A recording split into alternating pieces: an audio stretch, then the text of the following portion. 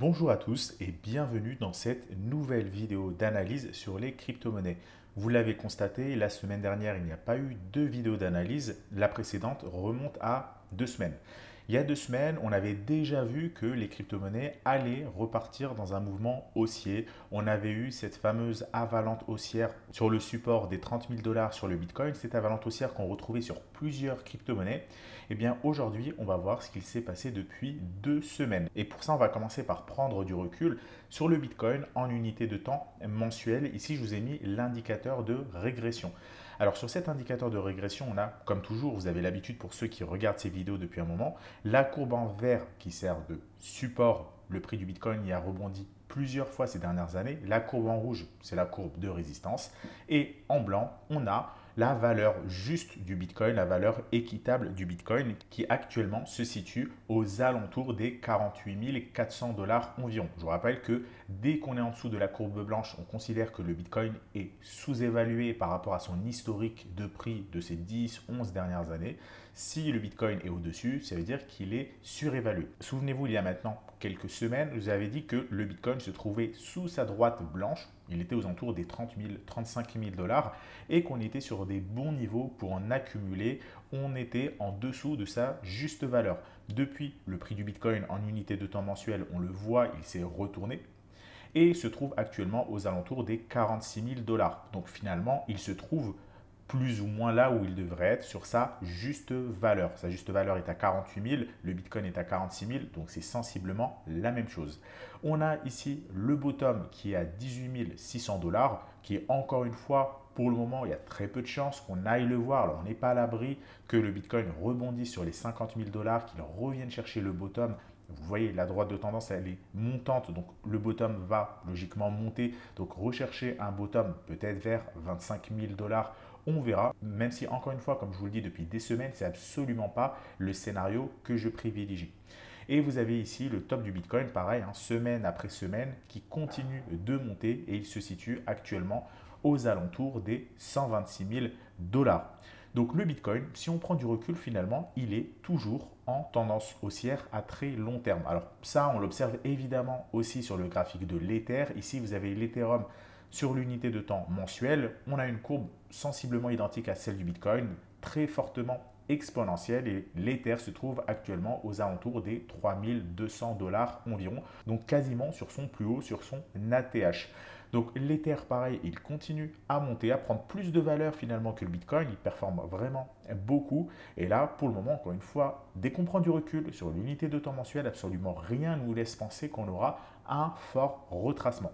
Alors maintenant, on va basculer sur une unité de temps un petit peu plus courte, l'unité de temps weekly. On va mettre les bandes de Bollinger. On le voit ici avec les bandes de Bollinger qu'on avait un gros range ici. Le prix du Bitcoin a parfaitement rebondi sur la moyenne mobile 50. On a dessiné une avalanche haussière, je vous en avais parlé justement il y a 2 semaines.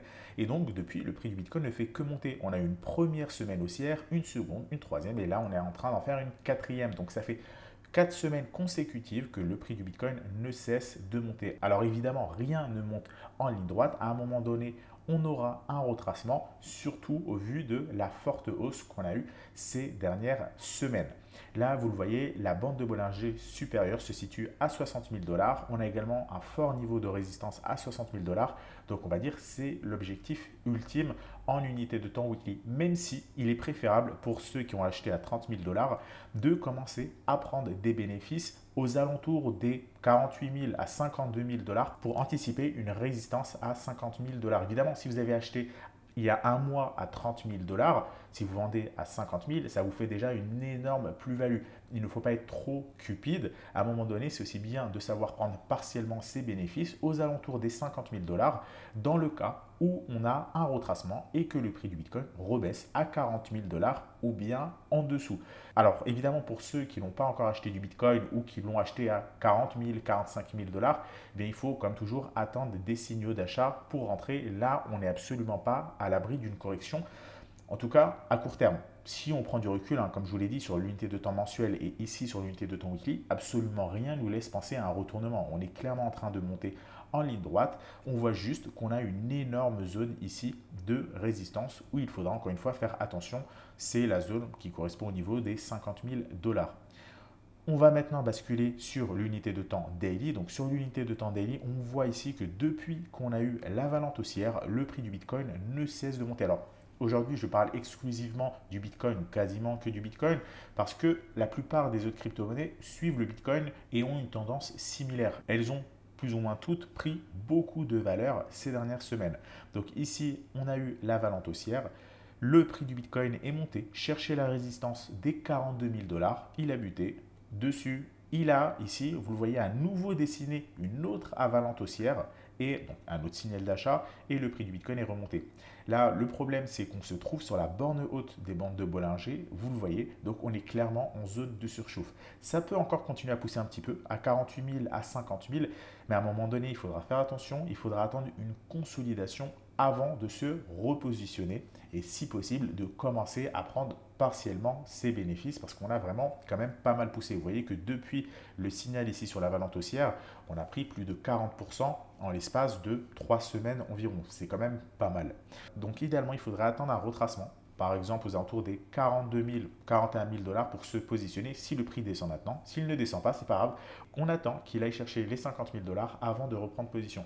Vous l'avez deviné, il ne faut pas toujours acheter ou toujours vendre. Des fois, il faut aussi patienter. Il fallait acheter il y a 2 semaines environ. Depuis 2 semaines, on a eu plein de signaux d'achat sur tout un tas de crypto-monnaies. Actuellement, il vaut mieux patienter. Pour ceux qui sont déjà positionnés, on n'a pas de signal de vente, donc pourquoi pas prendre des bénéfices partiellement ou bien attendre un signal de retournement. Pour ceux qui ne sont pas encore positionnés, il faut attendre un retracement s'il survient pour se repositionner. Là, en tout cas, on rentre clairement en zone de surchauffe. Ça, c'est pour l'analyse journalière du Bitcoin. Je ne vais pas forcément, encore une fois, analyser d'autres crypto-monnaies parce qu'on a une situation quasiment similaire.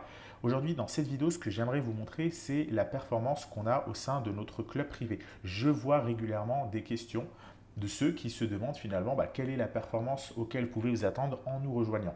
Alors, ce qui est top, c'est que FTX a réparé son outil ici d'évolution de capital. Souvenez-vous, avant, il y avait un bug, ils ont mis du temps à le corriger, on ne pouvait remonter que 1 mois et demi en arrière. Là, ils l'ont corrigé et on peut remonter depuis le jour où le compte a été créé.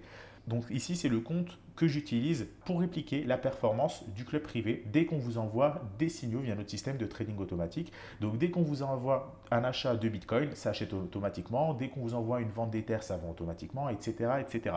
Et donc ici, vous le voyez, le début, c'était le 20 octobre. Je vous laisse remonter sur l'historique de cette chaîne YouTube avec les différents lives, etc. Si vous voulez voir au fur et à mesure l'évolution, j'ai fait plusieurs lives. Le 20 octobre, en tout cas, c'est là où j'avais fait le live pour créditer le compte de 10 000 $. Donc là, vous le voyez, le compte est à 10 000 $ le 20 octobre. Et ensuite, on a eu tout un tas de signaux. Donc vous voyez, le compte a pris de la valeur progressivement depuis octobre dernier. Donc ça fait quand même maintenant environ 10 mois. C'est quand même très représentatif de ce à quoi on peut s'attendre par rapport à la performance. Pourquoi? Parce que sur ces 10 derniers mois, on a eu une énorme baisse, même un crack historique sur les crypto-monnaies au mois de mai. On a eu une forte baisse en seulement quelques jours en mai-juin. Également, on a eu une belle envolée des prix en début d'année, janvier, février. Donc on est passé par tout un tas de cycles ces 10 derniers mois. Donc clairement, la performance affichée ici est représentative. Ce n'est pas du tout une performance qui a un historique de 2 semaines ou 1 mois. C'est quand même assez représentatif.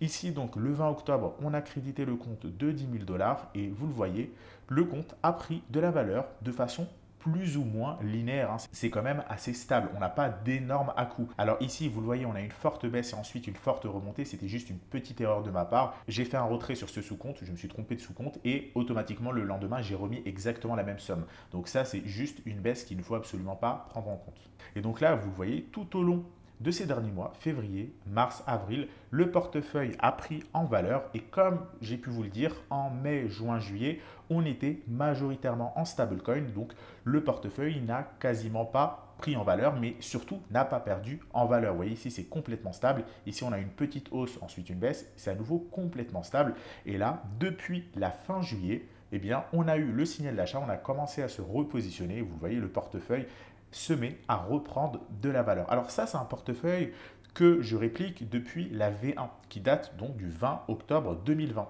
Mais vous le savez, on a fait une V2 du club privé le mois dernier où on a maintenant beaucoup plus de signaux, beaucoup plus de trades et donc potentiellement beaucoup plus de performance. Donc ici, on a l'historique sur la V1. Si vous voulez maintenant voir l'historique sur la V2, je vais cliquer sur le bouton 1M pour avoir l'historique de ces derniers mois. Et donc là, vous voyez l'historique de performance de la stratégie V2. C'est-à-dire que ici, vous le voyez, on était 100% stablecoin, hein, quasiment tout au long du mois de juillet. Le portefeuille n'a pas bougé, on était quasiment tout le temps en stablecoin. Je vous en avais parlé plusieurs fois. Fin juillet, on a commencé à se repositionner. Donc là, vous le voyez, le portefeuille a pris de la valeur. Là, on stagne, on remonte, on restagne, on remonte. Donc c'est plus ou moins linéaire. Si je repars sur tout, vous voyez, c'est quand même assez stable. On n'a pas de gros drawdown de moins 70%, voire plus, comme a pu le faire le marché. Là, on monte de façon linéaire. On reconsolide, on remonte, on reconsolide, on remonte. Finalement, ça correspond exactement à la présentation que j'ai pu vous faire il y a maintenant quelques mois. C'est-à-dire que lorsque le marché est haussier, on est positionné, on profite de la hausse. Lorsque le marché est baissier, on se met en stablecoin et on évite la baisse.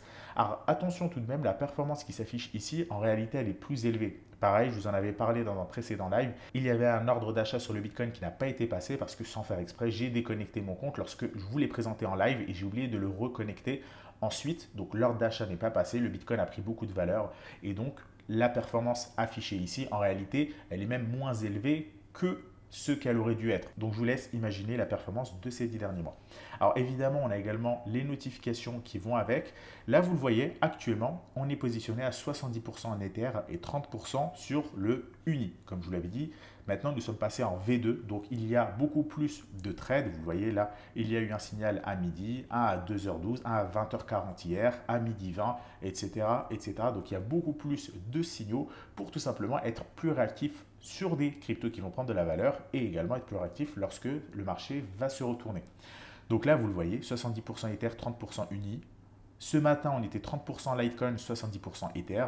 Ici, Ether, Litecoin, Stablecoin, Bitcoin. Vous voyez, là, on ne remonte que 2 jours en arrière et il y a quand même pas mal de signaux.